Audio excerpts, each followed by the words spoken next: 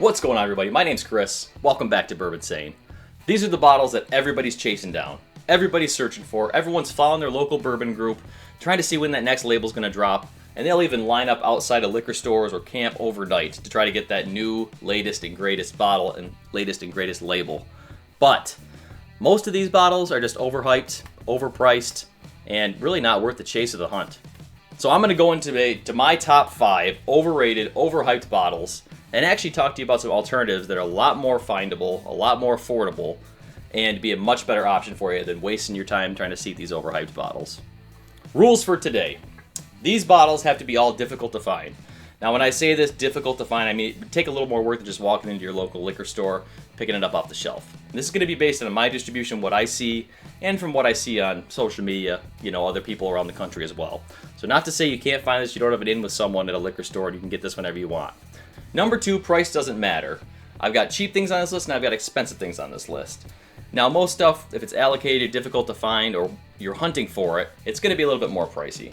But the big thing is we're going to talk about the alternatives and what you should get instead that you don't have to worry about hunting for, and it's worth your time to pick up. So I've compiled a list of my top 5 overrated, overhyped bottles. Again, just my opinion, so don't rip me apart, but I do want to hear what your most overhyped and overrated bottles are out there. Do you agree with my list or not? So let's get into number 5.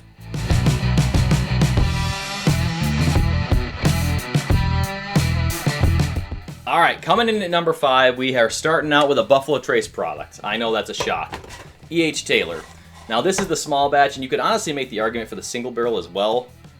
And let me get this out here. E.H. Taylor is delicious. It really is. And at retail, when you're talking $39.99, $45-ish, it's worth it. It's worth it. It's a great, solid introduction to a bottled and bond bourbon. Buffalo Trace's profile is always delicious, nice and sweet. But if you have to get this secondary, I mean, you're talking like $100 plus, even for the small batch. Single barrel I've seen as high as even $200. That's not even a store pick, just for the regular one.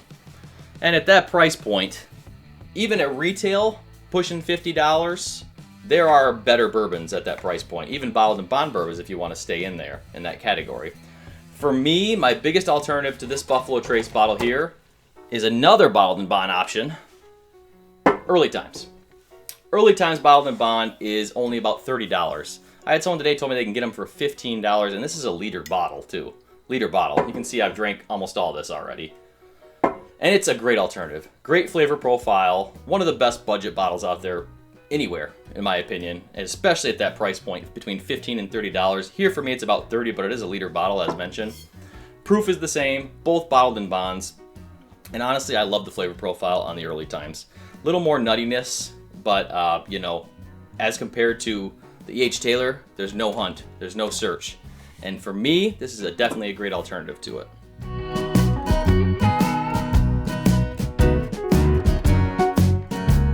Coming in at number 4 is a recent drop here. Just got announced that it's going to have national distribution and it hopefully will be a shelfie, but for me it's very difficult to find. The Old Fitz 7 Bottled and Bond. A lot of you may not agree with me on this, and it's possible I just got a subpar bottle. It's the only bottle I've had so far, but I was extremely disappointed with this. I mean, yes, retail's about $60.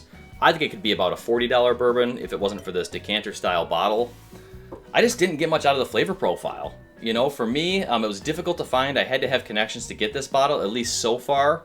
I am hopeful it's going to be like the Heaven Hill Bottled and Bond bourbon, where it's going to be fully available on the shelf all the time. And really for the juice that's in the bottle, it should be that way. It shouldn't be something you have to seek out and something that's a limited allocated bottle. Because to me, the juice in here is just not worth that price point. As mentioned, I saw extremely mixed reviews on this bottle. And this is their first release of this here, But I saw some people that loved it and thought it was great for that $60 price point. Other people, not so much, not so much.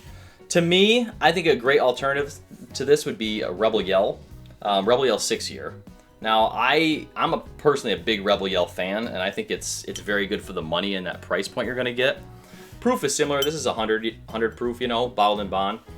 But I think that 6-year Rebel Yell is really a sweet spot, and for some reason, I just like that Rebel Yell wheated mash bill flavor. The cast strength expressions would be another alternative as well. A lot of cast strength Rebel Yell picks out there that are fully available. And for the price point, and not searching for it, similar or even a little bit cheaper with those cast strength options.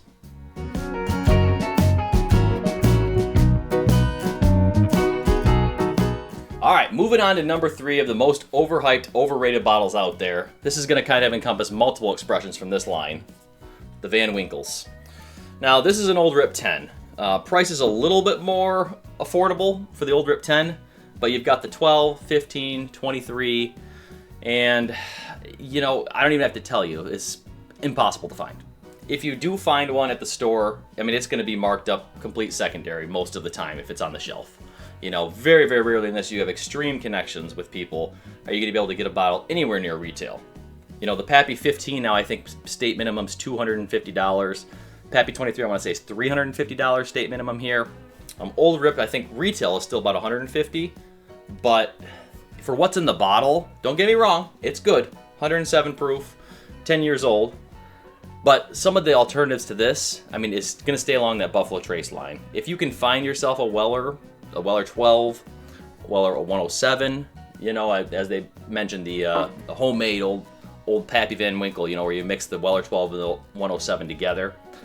It's not the same, you know, and even when we're talking about those bottles, they aren't even really findable or attainable here for me in Michigan.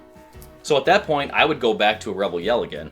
Now, Rebel Yell does make a 10-year expression, and as mentioned, I do like Rebel Yell. You know, I could be biased because I'm a Rebel Yell fan, but they make a 10-year expression of their Rebel Yell, and it's surprisingly holds up very well to this. I love the Rebel Yell 10. The bottle I had was extremely good. I haven't bought another one in probably 3 years, but I've probably had 3 or 4 bottles over the years. All of them have been consistently good, and those are single barrel as well.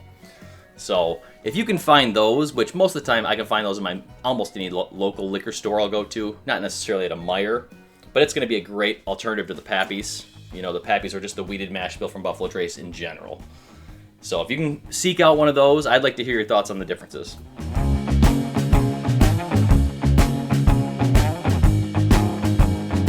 Coming in at number 2, this to me has just always been overpriced for what's in the bottle. Booker's. Now, don't get me wrong, Booker's is definitely good. You know, it's definitely good, but we're usually talking between 6 and 7, 8-year bourbon in here. And price now has always been expensive. I mean, 85 plus. It's over 100 now. It's like 100 to 110 here, if you can find it right away. In Michigan, you know, this is a multiple time a year release. But from when the label drops on these, for when I see it in other markets, Michigan doesn't get it for literally 2 or 3 months after that. So to me, I have to actually work a little bit to try to get the latest Booker's if I want to put a review out or just compare it to some previous batches. And I don't think it's worth the hype for that. You know what I mean? For the hunt I have to do, the work I have to do, whether I be looking for it on secondary or even going to a different state to look for it, someone that might have it more available than me in Michigan, it's just not worth that to me. Great alternative to this Booker's, though, are the Knob Creek store picks. So higher proof, or actually not really, most Knob Creek store picks these days are very similar proof to what these Booker's are, and same flavor profile. You know, you got Jim Beam. Typically, the Booker's will give you more of the baking spice classic bourbon notes, whereas with Knob Creek picks, I typically get more of that Jim Beam classic nuttiness. But age-wise, those Knob Creek picks are almost always older than this Booker's for about $30 less. You know, $60, $50 in some markets even.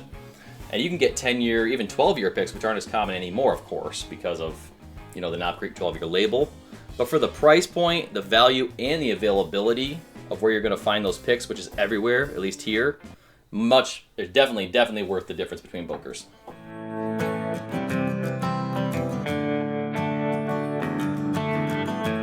All right, moving on to my number 1 most overrated, overhyped bottle. This may not be a surprise to many of you at all. And we're going back to the Buffalo Trace well. Blanton's. I even have a cool, nifty little bag that this comes in. That's how much of a tater bottle this is.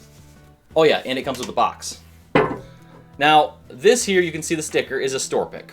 And I've had this for many years now at this point. But the reason I got this bottle was because it actually has my first son's birthday. So he's now almost 8, which is crazy. But this is going to be something he's going to get to have when he turns 21. I'm going to hopefully drink this with him on his 21st birthday. Probably won't be terrific, you know. Honestly, that's what this video is all about. But Blanton's is just mostly about hype and about bottle. You know what I mean? Probably the most beautiful bottle in the game. You know, it's gorgeous. You know, you see this on a shelf. They use this bottle constantly in movies. Shout out John Wick.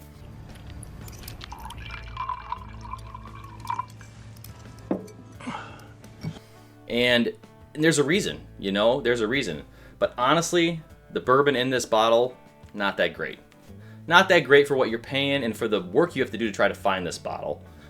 Honestly, back in like the mid 2010s, Ancient Age, which is also made by Buffalo Trace, same mash bill, extremely similar to what you got in these Blanton's bottles. At least for the ones I've had. For the ones I had of the older expressions, you know what I mean? Ancient Age these days, I mean, the quality has dropped off. It's not the same. I can say that.